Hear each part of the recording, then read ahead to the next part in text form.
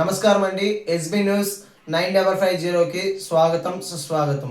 ఏ రోజు వార్త ఆ రోజు మనకు అప్డేట్ కావాలంటే ఎస్బీ న్యూస్ 9550 ఛానల్ను మీరు సబ్స్క్రైబ్ చేసుకుంటే ప్రతిరోజు వార్త మీకు అప్డేట్గా ఉంటుంది.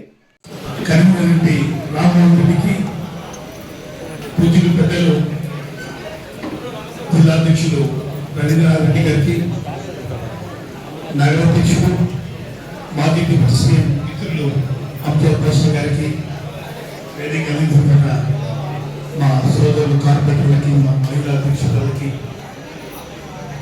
మా అన్నకి,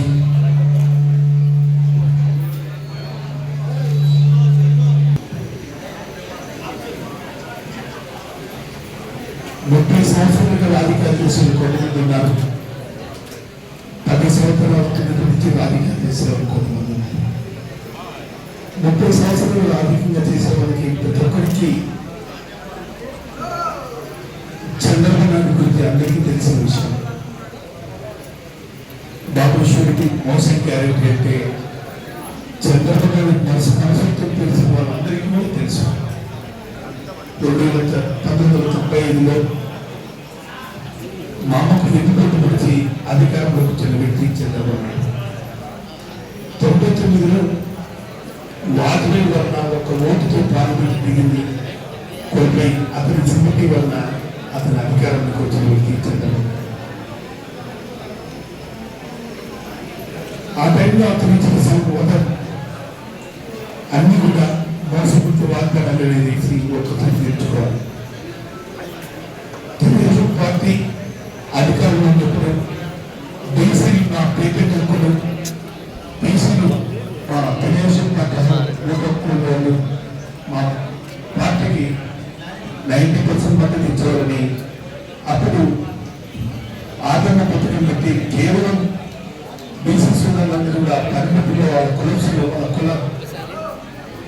కులసులో పిల్లలందరికీ కూడా ఒకరిని తగ్గినట్లు, తప్పనిసరికి తప్పనిసరినట్లు, కుటుంబాలకి కుటుంబాలకు అన్నట్లు ఇచ్చి ఆ కులవృత్తుల న్యాయప్రమాణికి పరిమితించి ఆ కులంలోనే ఆ కులంలో బతకాలని వాళ్ళందరికీ కూడా బాగా ఉన్నతంగా చదువుకోవాలని ఆలోచన చేసిన వ్యక్తిగా 2004 భారతదేశంలోనే దేశ మార్చిన విధంగా ఈ రాష్ట్ర ముఖ్యమంత్రి దివంగత డాక్టర్ వైఎస్ రాజశేఖర్ గారు ముఖ్యమంత్రి అయినప్పుడు కాంగ్రెస్ మేనిఫెస్టోని ఇంప్లిమెంట్ చేయాల్సిన పరిస్థితులు ఉండే కానీ 2004 తర్వాత 29 రాష్ట్రంలో ముఖ్యమంత్రులకి అందరికీ దిశ మార్గం చూపించిన వ్యక్తి ఆ దివంగత డాక్టర్ వైఎస్ రాజశేఖర్ గారు. ముఖ్యంగా ఆలోచన ఏంటి? ఆయన ముఖ్యమంత్రి అయిన తర్వాత ఎవరి మధ్యలో వారి ఆలోచనలు అతనికి ఆలోచన చేసి బలివారు గారు అందరికీ కూడా ఒక ఆశాపోషంలాగా నిలబడిన వ్యక్తి రాజశేఖర్.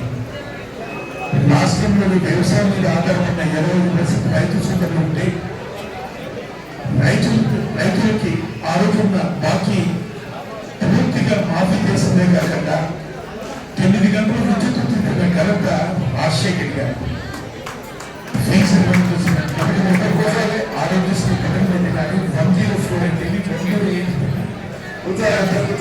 అన్ని పథకాలు చేసి కాంగ్రెస్ పార్టీ ముఖ్యమంత్రిగా ఉన్న కాంగ్రెస్ మేనిఫెస్టో ఇంప్లిమెంట్ చేస్తూ కొత్త ఆలోచనతో ముఖ్యమంత్రిగా భారతదేశానికి దిశ మార్గం నేర్పిన వ్యక్తి రాజశేఖర్ గారు. అయితే 2009లో రాజశేఖర్ గారిని ముఖ్యమంత్రిగా ఓడించే ప్రయత్నంలో తెలుగుదేశం పార్టీ మహాకూటమిలాగా ఏర్పడినే కానీ రాజశేఖర్ గారు పెట్టిన సంక్షేమ పథకాలే ఈ రాష్ట్రంలో అధికారం వచ్చి కేంద్రంలో 33 పార్లమెంట్ స్థానాలు ఇచ్చిన ఘనత ఆ దివంగత డాక్టర్ వైఎస్ రాజశేఖర్ గారు.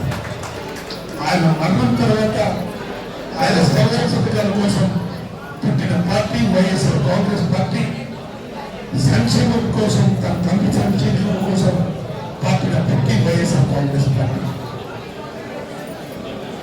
ఆయన మరణంతో ఈ రాష్ట్రంలో సంక్షేమ పథకాలు కొనసాగించలేదని జగన్మోహన్ గారు తన తండ్రి కోసం సంక్షేమ పథకాలు కొనసాగాలని తమ్ముని చెప్పలేక పొగపెట్టి బయటకు పంపించి ఉద్యమాలతో పుట్టిన పార్టీ వైఎస్ఆర్ కాంగ్రెస్ పార్టీ పుట్టినప్పటి నుంచి కూడా ఉద్యమాలతో పుట్టి తన తండ్రి సంక్షేమ పథకాల కోసం కొనసాగిస్తూ 2014లో అధికారులు రావాలనుకున్నప్పుడు కేవలం ఒక ప్రజల ఓటుతో రాష్ట్రంలో అధికారం ఓడుతున్నాయి కానీ 600 వచ్చిన హామీలు ఇచ్చి ఈ రాష్ట్రం ముందుగా డివైడ్ అవుతుంది. నేను మారాను కొంత చంద్రబాబు నాయుడు కాదని ఆ ఎన్నికలు ఓట్లు వేసుకున్న తర్వాత 600 ఉచిత హామీలు ఇచ్చి తిరిగి అధికారంలోకి వచ్చిన తర్వాత ఒక్క హామీని కూడా నెరవేర్చుకోకుండా ఈ రాష్ట్రంలో దిశ మార్చే విధంగా జగన్మోహన్ గారు పాదయాత్ర చేసి 2010లో అధికారం వచ్చిన తర్వాత భారతదేశంలో ఏ ముఖ్యమంత్రి చేసినటువంటి సంక్షేమ పథకాలను ఈ రాష్ట్రంలో ప్రవేశపెట్టిన వ్యక్తి మన జగన్మోహన్ గారు. జగన్మోహన్ గారిని ఆదర్శంగా తీసుకొని తమిళనాడులో కరుణానిధి కానీ, బీహార్ కానీ, మహారాష్ట్ర కానీ, రాజస్థాన్ కానీ అన్ని రాష్ట్రాల ముఖ్యమంత్రులు కూడా జగన్మోహన్ గారిని ఆదర్శంగా తీసుకొని అమ్మఒడి, తల్లికి దిగుల, వసతి కూడా అన్ని సంక్షేమ పథకాలు ప్రవేశపెట్టింది అన్ని రాష్ట్రాలు.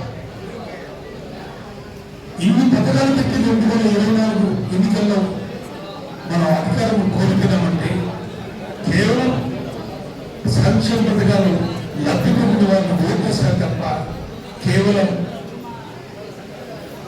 సర్పంచులు